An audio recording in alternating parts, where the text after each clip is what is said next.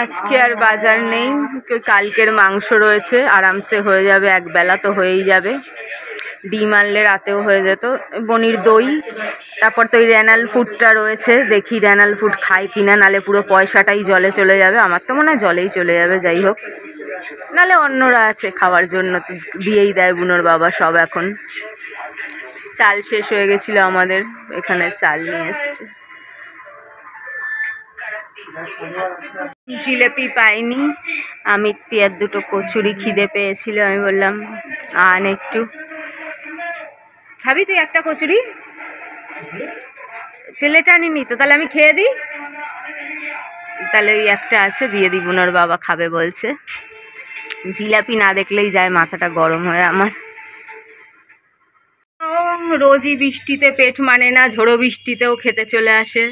দেখো ছাদ ভর্তি করে খাওয়া দিয়েছি, কত ওপরে বসে আছে দেখো, এখনো আসছে তো আসছে, দেখো উপর দিয়ে নামছে। খা, পুরো ছাদ ভর্তি খাওয়ার আছে, যত ইচ্ছা খা, খাওয়ার অনেক আছে। একটা মাসিমণি পয়সা দিয়েছে, সেই মাসিমণির পয়সা দিয়েও চাল আনিয়ে দেবো কালকে।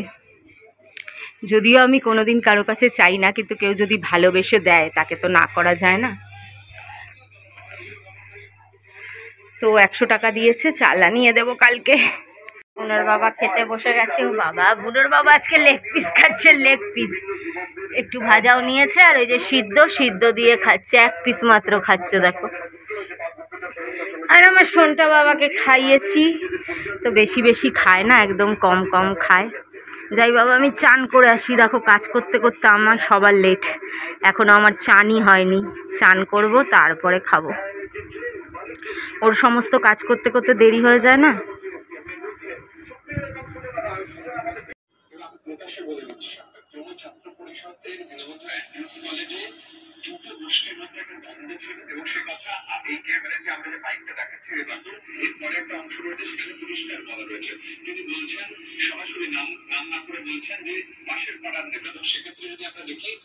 চলো খেতে বসে গেছি, একটু পরে বুনোর বাবা যাবে ওর রিপোর্টটা দেখাতে। কি যে বলবে কে জানে, ভগবান জানে। বুনোর বাবা বেরিয়ে যাচ্ছে ওর রিপোর্ট আনার জন্য। ওখানে যে ওষুধের দোকান থেকে আজ অব্দি হাজার হাজার টাকার ওষুধ কিনেছে, সেই দোকানদারকেই জিজ্ঞেস করে যে ডাক্তারবাবু এসেছেন কিনা। কেন অনেক সময় ড্রপ দেয়, কোনো প্রবলেম হলো, কিছু হলো, সবারই তো মানুষ, বাড়িতে প্রবলেম হতেই পারে, পার্সোনাল প্রবলেম থাকতেই পারে। তো জিজ্ঞেস করেছে, বলে ওষুধ কিন্তু নিয়ে যাবেন, মানে মানুষ দুনিয়া ভাড়ে যাক, সব বিজনেস চললেই হলো। বলে ওষুধ কিন্তু আমার দিয়েই নেবেন। বলে আরে আপনার দিয়েই তো নেই, মাঝে মাঝে এদিক ওদিক থেকে নিয়ে নেয়, সেটা কি আর বলবে। যাই হোক, তো বলছে হ্যাঁ আপনার দিয়েই নেব। কি দিনকাল পড়লো ভাই, যে যার বিজনেস নিয়ে আছে। বলে মসিমণিরা ববি নাই, ববি নাই, তা আমি মার কাছে শুয়েছি। ববি নাই তাই আমি মামির কাছে শুয়েছি। বৃষ্টি হচ্ছে, পর্দা লাগানো, অন্ধকার।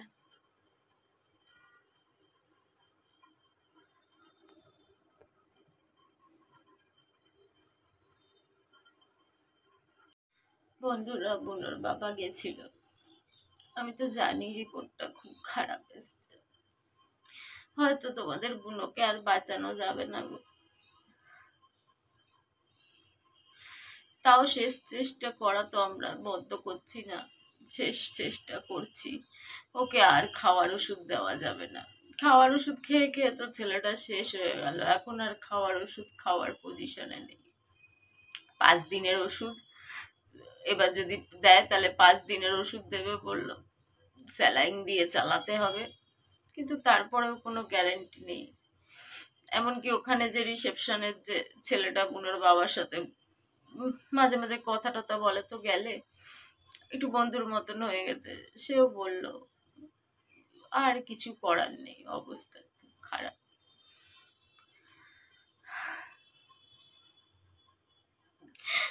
যেন আমি ভেবেছিলাম বনিটা দুর্গাপুজোয় ঘুরবো বনিকে নিয়ে,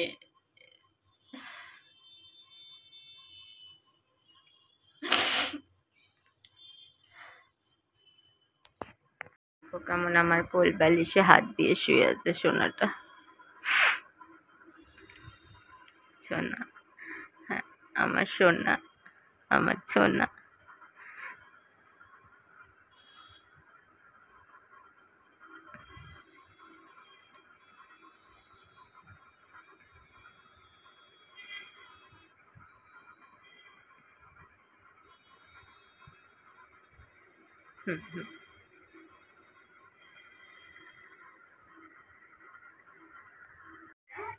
সব খাবার তো বন্ধ, দই ভাত আর এই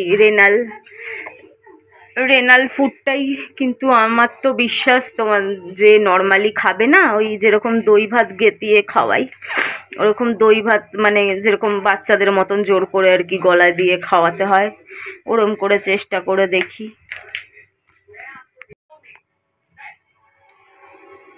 কি বিচ্ছিরি দেখতে মাগো, দেখেই আমার ভক্তি আসছে না, জানি না। আমি ভাবলাম আরেকটু মানে নরম টাইপের হবে, কিন্তু এ তো একটু বেশি শক্ত টাইপের মনে হচ্ছে। গ্যাতলা গ্যাতলা কি করে খাওয়াবো ভগবান জানে।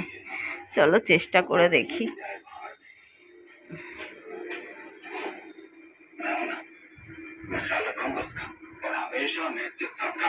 এই ছেলে, তুই কি আর কি মারছিস? হ্যাঁ, এখানে মজা, যখন ইচ্ছে চলে এলাম, যখন ইচ্ছে ছেলে পালালাম, এইসব চলবে না। এসব ছেড়ে যাওয়ার প্ল্যানিং।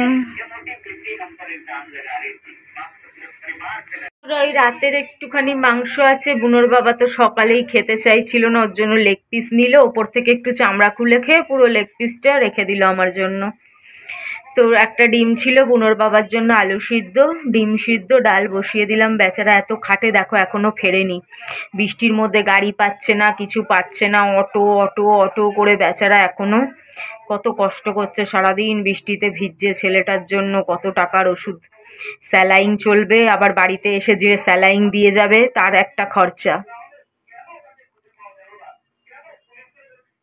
তো এটা হচ্ছে ওর ওই স্প্রে,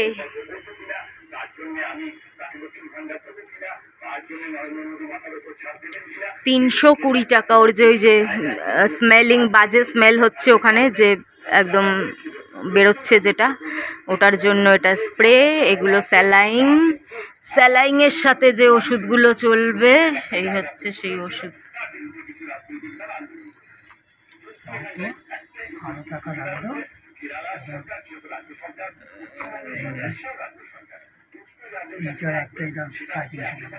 এই একটারই দাম 350 টাকা,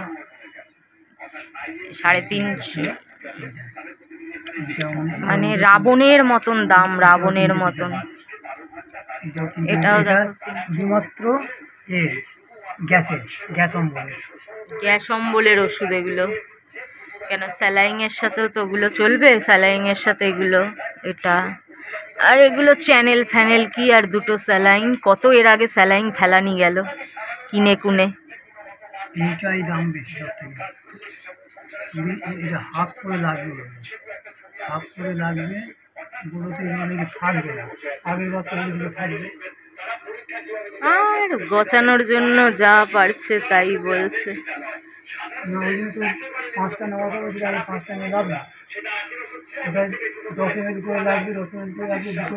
কি আমার চ্যানেল দিয়েছে, এই চ্যানেল আমরা এমনি হসপিটালে এর আগে দেখেছি জলের দাম, এখানে চ্যানেলের দাম দেখো 247 টাকা। বোঝো কাণ্ড। সরি 243, 243 টাকা। ভাবা যায়, এই একটা কি প্লাস্টিকের একটা পাইপ, যার দাম ব্যাঙের মাথা দেখে 50 টাকার বেশি মনে হচ্ছে না, তার দাম 243 টাকা। ভাবতে পারছো?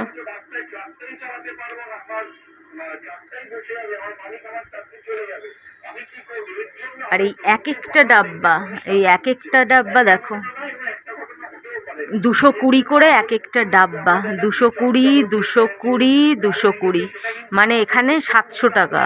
এই শুধু এই 3টে ডাব্বা 700।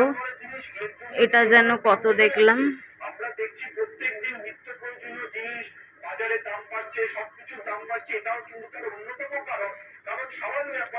321, 1000 টাকা, 250, 1250 টাকা,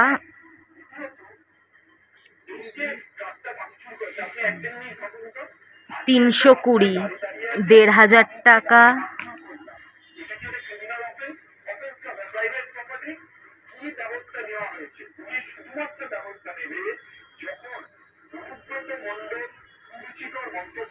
এটার এমআরপি কিছু বুঝতে পারছি না।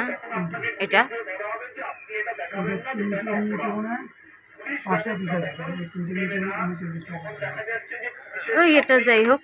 আর এগুলো মানে এই 2000 টাকার এখানে ওষুধ। তারপরে এবার কালকে থেকে যে দিতে আসবে 5 দিন, তার 5 দিনের চার্জ আছে। তারপর রিপোর্ট হলো, হসপিটালে নিয়ে গেলাম, সব মিলিয়ে মানে এটাও 5000 টাকার ধাক্কা। এগুলো দেখাচ্ছি এর জন্যই যে যারা বিশ্বাস করে না তাদের জন্য, যে এক একবার করে 5000 টাকার ধাক্কা আমাদের মতন ঘরে। তাহলে এবার বুঝে নাও। গুড মর্নিং বন্ধুরা। বুনো আমাদের দেখো মায়ায় এত অবস্থা খারাপ, তাও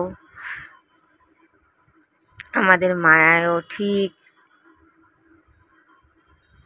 মানে কত আমরা দেখেছি চোখের সামনে। আজকে প্রবলেম হয়েছে, কালকে চলে গেছে, এই হয়েছে, এই চলে গেছে। আর এই বেচারা কবে থেকে ভুগছে ভুগছে ভুগছে ভুগছে,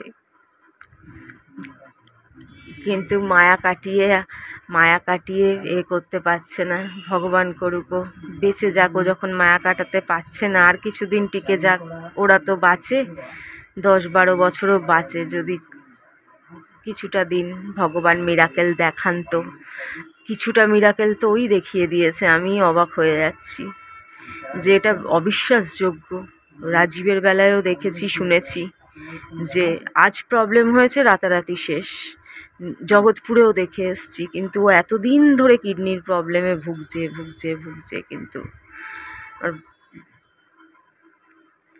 তোমাদের আশীর্বাদ, ভগবানের আশীর্বাদ, তোমরা আরেকটু প্রে করো ওর জন্য, যাতে ও আর কিছুদিন,